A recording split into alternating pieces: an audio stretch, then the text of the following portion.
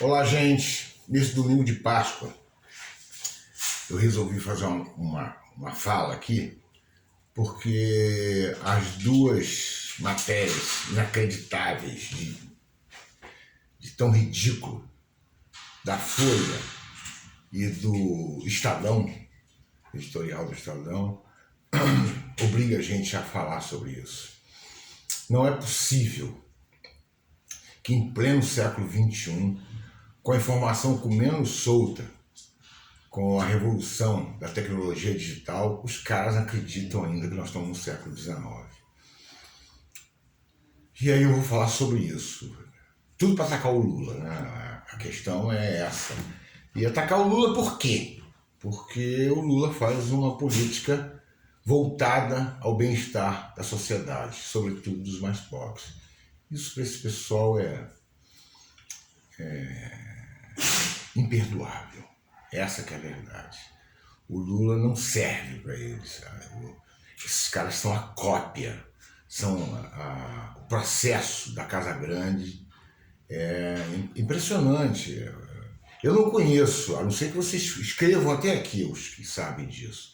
Se lembram de alguma vez que alguma coisa beneficiou a população brasileira e o próprio Brasil, que foi apoiado pela grande mídia. A mídia é antinacional, ela é antipovo. Tem aquela história do ditador Figueiredo, que andava de braço dado com Roberto Marinho, que ele dizia que preferia o cheiro do cavalo dele do que de povo. E é bem isso que a gente tem hoje aí. Então nós vamos falar sobre isso. Eu gostaria antes de pedir para vocês darem um like, meter aquele okzinho aí, compartilhem aqueles que puderem compartilhar e aqueles que puderem contribuir, porque a gente hoje está vivendo basicamente da contribuição dos leitores do blog Antropofagista, aqui do canal Antropofagista também. Embaixo aqui vai o Pix e é muito bem-vindo, qualquer centavo ajuda a gente muito. Vamos lá então. Essa questão de inacreditável cinismo da Folha e do Estadão faz a gente refletir e esse negócio fica na cabeça da gente. Porque você fala, não é possível que os caras acreditam que vão influenciar alguém com isso. No Estadão, eu já tinha lido ontem, que era o editorial de hoje, eles dizendo que, em outras palavras, dizendo que o povo quer sim juro alto, quer pagar aí os juros mais altos do mundo, deve achar pouco. Quer a gasolina mais cara, quer o combustível mais caro, quer o gás de cozinha mais caro. Nós estamos falando de uma sociedade que foi entregue na mão de um sujeito que teve todo o apoio da mídia, chamado Paulo Guedes, no governo Bolsonaro, junto com o Temer, que foi o golpista, né, que tramou junto com Aécio Cunha e a mídia para derrubar a primeira mulher presidenta do Brasil, porque ela baixou os juros, essa que é a grande questão, tá? Que foi, então, ele para fazer o serviço sujo que os caras queriam, para tirar direito do trabalhador, agora vai acontecer, vai não sei mais o que. E a Folha de São Paulo, ela vem com uma história de que o povo brasileiro está amadurecendo, né? E foi para 36 o número de brasileiros que querem a privatização de tudo, né? Isso 2 dias depois que o Lula cortou a privatização dos Correios e de 6 empresas estatais. Então eu fico aqui pensando da seguinte forma: eu gostaria que viesse aqui em Volta Redonda o Datafolha, a mando lá dos donos da Folha, e fizesse uma pesquisa sobre privatização. 30 anos depois que a CSN foi privatizada aqui em Volta Redonda. Mas um detalhe, que venham de carro para passar pela toda a estrada, a Via Dutra, que é onde passa a maior quantidade do PIB nacional. Aqui na minha região, que é uma região estratégica do país, o pessoal estudar o que era e o que é 30 anos depois da privatização da CSN. Então nós vamos começar por aí. Vamos começar por esse processo. Tá? Daquilo tudo que eles prometeram que ia crescer, né? A fábula da privatização, e a privatização como ela é, como é que ela se deu, como é que ela... O resultado dela hoje aqui é o seguinte: muitos imóveis foram entregues também de mão beijada, como se fosse assim uma sobremesa da privataria da CSN, que o cara pegou o dinheiro, pagou depois com moeda podre. Dinheiro que pegou no BNDES. Bom, a CSN, ela só andou para trás em 30 anos. Ia ser modernizada, o processo ia acontecer, com isso ia ter uma melhoria de salário, ia gerar mais emprego, todo o setor privado ia crescer muito na região. Bom, Volta Redonda hoje, o setor privado aqui vive ainda do dinheiro de alguns aposentados vivos ainda do período dela estatal ou das viúvas pensionistas. O dia que isso acabar, acaba de vez a cidade. Os caras destruíram tudo.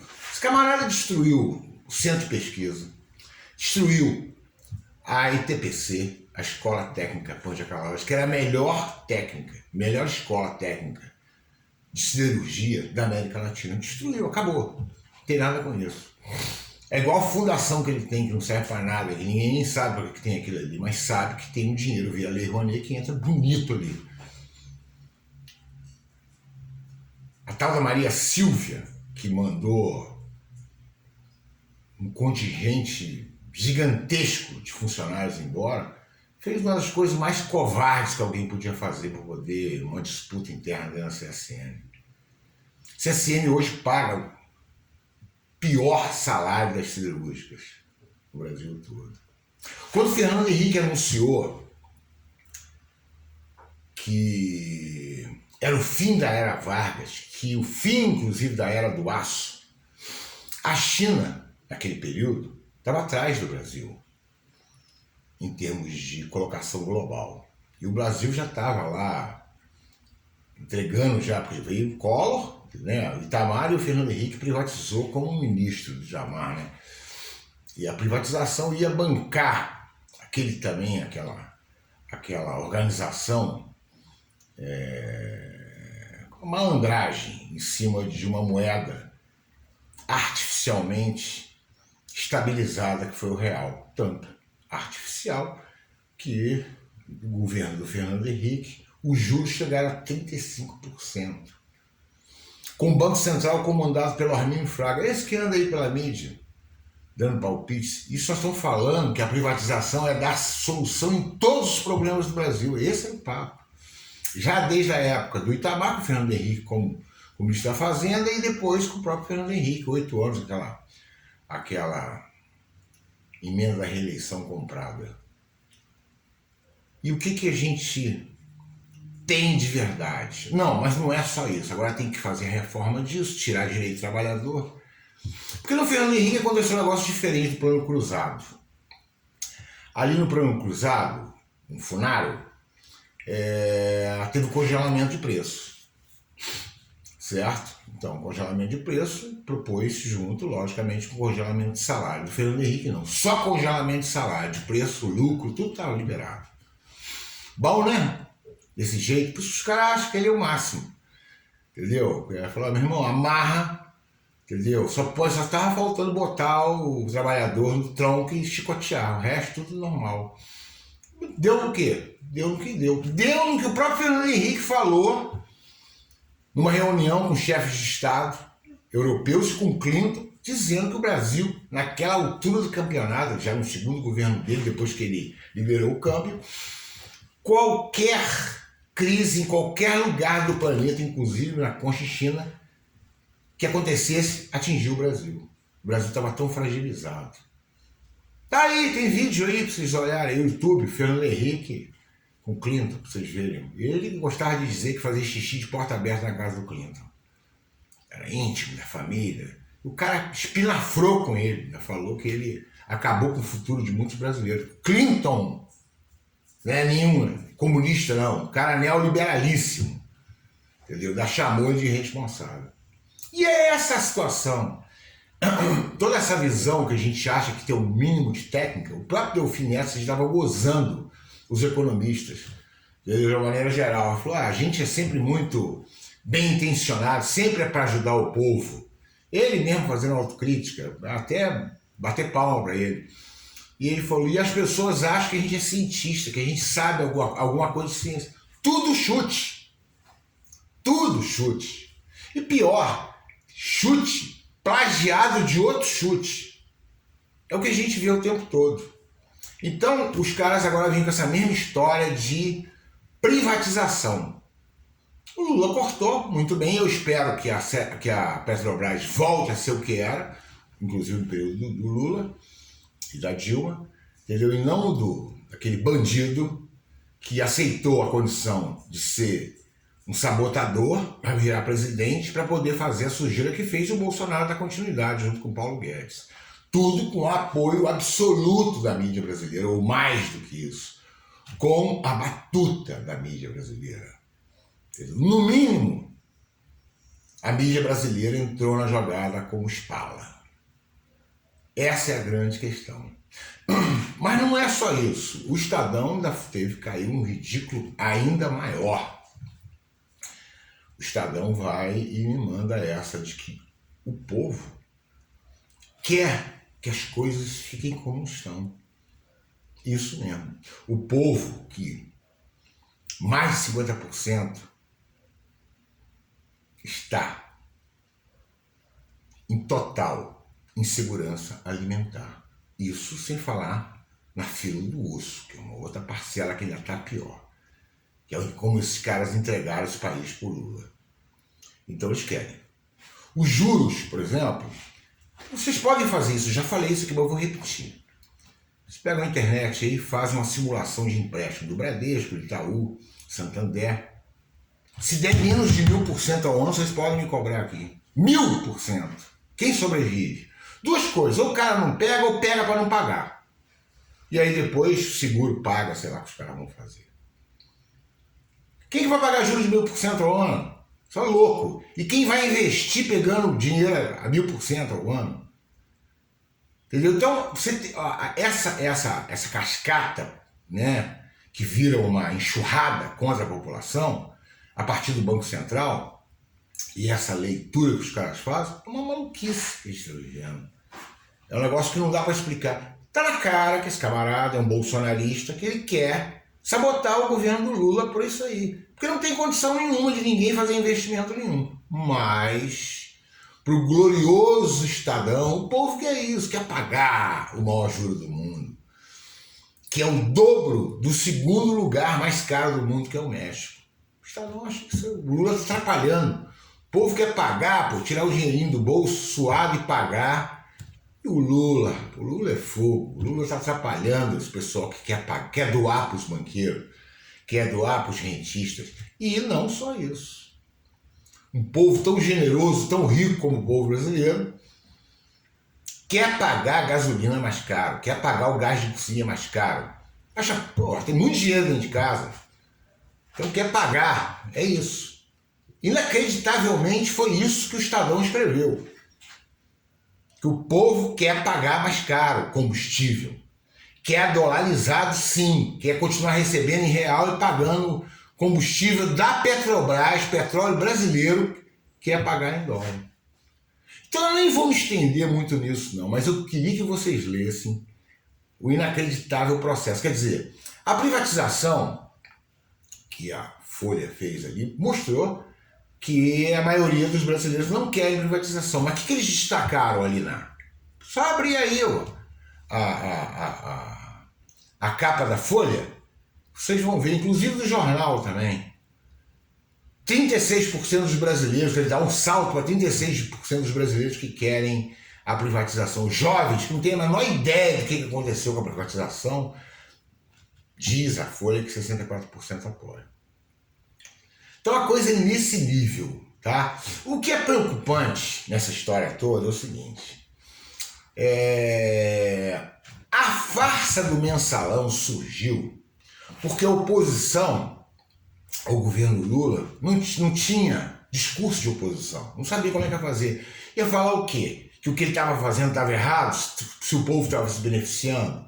Então não podia. Então pegou a mídia para poder, a mídia, né? Terceirizou para a mídia a oposição. E a mídia não se fez de rogada, partiu, até porque tem um histórico de oligarquia, partiu para dentro. E aí, por isso, uma Lopretti, Renata Lopretti, na Folha de São Paulo, dá palanque para um ladrão pego com a boca na botija, chamado Roberto Jefferson, o rolo dos Correios, dá ele credibilidade de um grande delator que estava delatando o Zé Dirceu, um cara que nunca tinha histórico nenhum, de problema nenhum na vida. Já o Roberto Jefferson já nasceu cagado. O cara veio daqueles programas de Mundo Cão, que ele era advogado, daqueles programas, Aqui Agora, os troços desse jeito, assim. O cara nesse nível. E virou, a palavra dele virou, e assim foi colocado. Inclusive na farsa do Mensalão, o que ele falou era verdade. Que é outra loucura também, né? O Zé Dirceu é caçado por causa do Mensalão no Congresso. E o Roberto Jefferson é caçado porque inventou o Mensalão. Que é uma coisa mais sem pé nem cabeça que um troço desse? Pois é, mas tudo isso aconteceu. A gente acha, negócio que vai, igual ele do Bolsonaro, como é que eu resolvo um escândalo? Criando um outro. Que é o tiro foco desse aqui, cria outro. Aí tem uma frase de homofobia, tem uma frase de racismo, tem uma atitude assim. Como ninguém vai fazer nada com os caras vão pra cima, acabou, sem problema nenhum. Entendeu? Eu mesmo escrevi um texto no Antropofagista chamado Impunes, Moro e Bolsonaro. O que esses caras fizeram de crime nesse país, qualquer país do mundo é 100 anos de cadeia. Então é livre. Livrinho, livrinho, livrinho, livrinho. Agora, como se sabe, que vai preso nesse país é pobre, preto. Que se mata é pobre e preto. Então, por quê? Porque o nosso sistema de justiça é absolutamente rendido à oligarquia. Que apoiou, sim, até o último minuto o Bolsonaro. Queria o Bolsonaro reeleito, que matasse mais 1 milhão, 2 milhões. Não viu o Roberto Justus elogiando ele? Não, o Bolsonaro errou, foi na fala, errou na hora de falar. Aquelas 700 mil famílias que sofrem até hoje com a perda dos seus entes queridos, o Justus não quer dizer muita coisa, não. Genocídios Yanomamis, menos ainda. A quantidade de gente que foi pra rua, morar na rua, aqui, perto da minha casa, todo dia eu vejo gente de cabelo branco, revirando lixo. É um negócio de doer pra onde esses caras levaram esse país. Mas, gente, não vou me estender mais, não. Eu já coloquei, agora vocês dão uma olhadinha lá, vocês veem que se eu estou exagerando na dose aqui. Mas eu vou reiterar que vocês dêem um like, que vocês compartilhem essa fala, para poder mais gente ver isso. E mais do que isso, que vocês possam, aqueles que podem, contribuem com qualquer valor, que é o que está segurando, né, que está carregando o nosso piano, que é essa contribuição do pessoal. Qualquer valor ajuda muito. Tá bom? Amanhã nós estamos de volta. Até.